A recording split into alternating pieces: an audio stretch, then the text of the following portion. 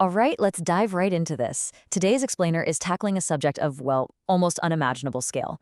We're looking at a piece of media with a seriously ambitious title: World Population and Google Download Comparison. Just kind of sit with the gravity of that for a second. We're setting the stage to weigh the entirety of human existence.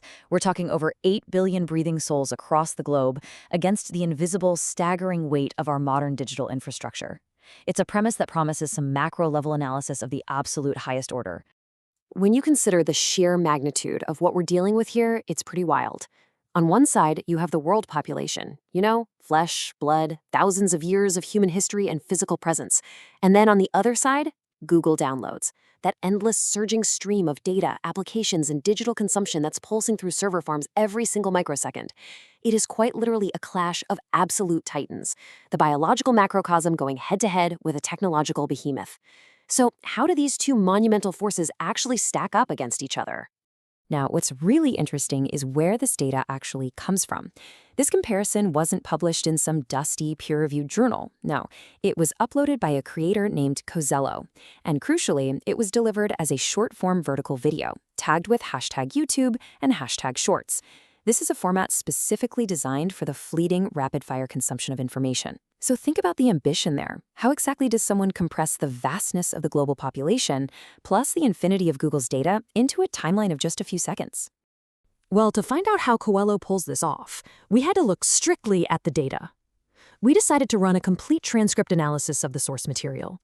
We meticulously extracted the spoken dialogue so we could understand exactly how this epic comparison unfolds, second by second. I mean, you'd think the script for such a massively ambitious undertaking would be absolutely packed with dense statistical analyses, demographic shifts, and exabytes of download metrics, right? Let's peel back the layers and take a look at the raw textual data driving this whole thing. Okay, get ready for this. After processing the entire audio track, our analysis yielded a completely unexpected result. We counted it up, and the total spoken word count for the entire piece comes out to exactly 1. Hey! Yeah, that's it. That is the absolute entirety of the source material's transcript. We went in expecting a buildup, but instead, it just spectacularly halts. We get a third-person, singular, masculine pronoun. No verbs, no context at all, no sweeping demographic data points about birth rates, and for sure, 0 download metrics from the Google Play Store. Just one single breath forming the word, hey. It really highlights the sheer emptiness of it all, doesn't it?